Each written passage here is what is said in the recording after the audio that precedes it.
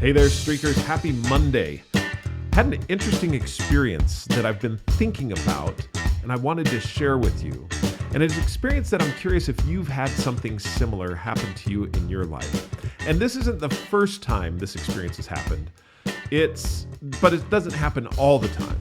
When it does happen though, it really does throw me for a loop for a couple of different reasons, which we'll get into. But welcome to Monday. I'm Jeff Downs, and I am your host for Streaking. As you know, Jamie joins me on a weekly basis, and we either interview a guest, or she and I talk together about a particular subject that's of interest to us at that particular time. If you haven't caught the Flexible Stability podcast, when we talked about stability and flexibility, that was a good one. We had quite the rousing conversation around how stability can give you flexibility. But enough of that. Let's get to the experience at hand. So what is the experience that happened? Hopefully I can describe it to you in such a way that you catch it. In other words, that my lack of ability to communicate does not hinder the opportunity to ruminate with you about this particular experience. I'm going to go with it in this way. Have a close friend. I went to support this close friend at an event. I got to the event, close friend was there, greeted him, said our hellos, and the event started to happen. As the event happened, my close friend introduced me to a couple of people that were pretty important in his life and the things that he was doing, and that was great. I met them. The event went on.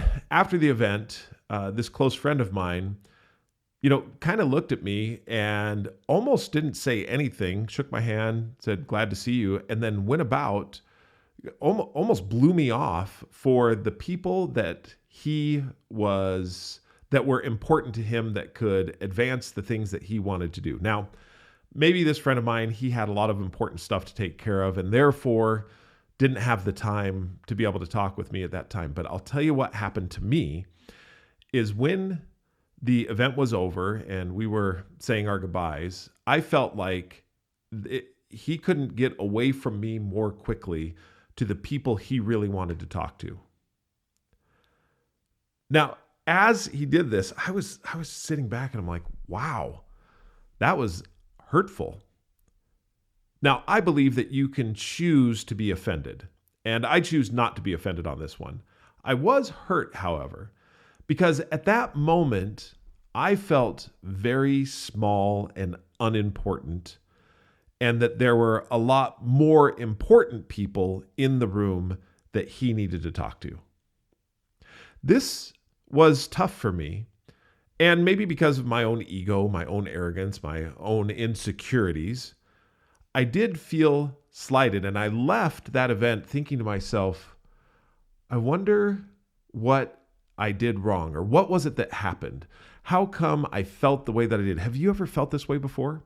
Have you ever been in a place where you went in thinking it was going to be one way, expecting, the opportunity to associate with a close friend, and then to be somewhat shrugged off for other people that were more important? Have you ever felt that? Have you ever been there? When I felt this, it was very difficult for me to process. I came home and I talked with Jamie about it, and I shared with her some of the feelings that I had. And from yesterday, if you listened to yesterday's podcast, one of the things that I have a streak around is to pray with all energy of heart every day for charity, and that I may be able to see people as Christ sees them. And that was one of the things that I thought about with this is I have to choose to not be offended here. And that's not easy to do. And I also need to pray that I can see this, my friend, as Christ sees him. In that moment, when I felt small, when I felt that I was unimportant, I almost felt like, oh, it's really nice what you do, but what I do is really important, and I need to talk to really important people in order to make happen what I need to have happen. And I just thought to myself, wow, what can I do differently, or what do I need to do about this? And again, I hope that I'm able to communicate this in a way that it makes sense.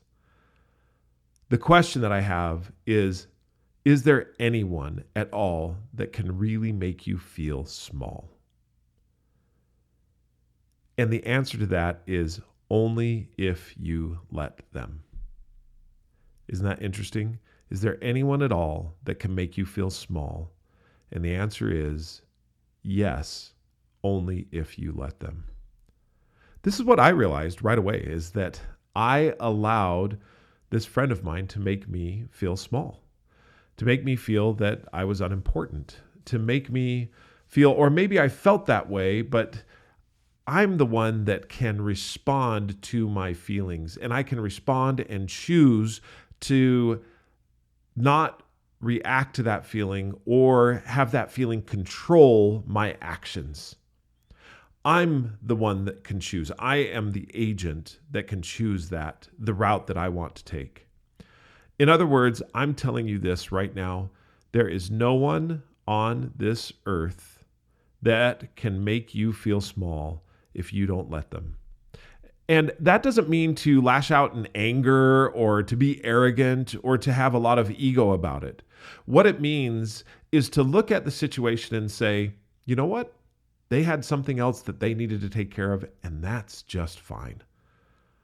And one other thing, and this is important, not only can you be the one that says, I'm not going to respond to this feeling of smallness, what's more important is how you make others feel. Not how they make you feel, but how you make them feel, and what you do to reach out to them and to lift them. Theodore Roosevelt: nobody cares how much you know until they know how much you care. And I would say to you this, that you care about them, you help, you promote them, you celebrate them, you make them feel that they are the most important person that there is. I've met people who have huge, significant, important responsibilities, and I have felt like I was the number one person in their life when they associated with me.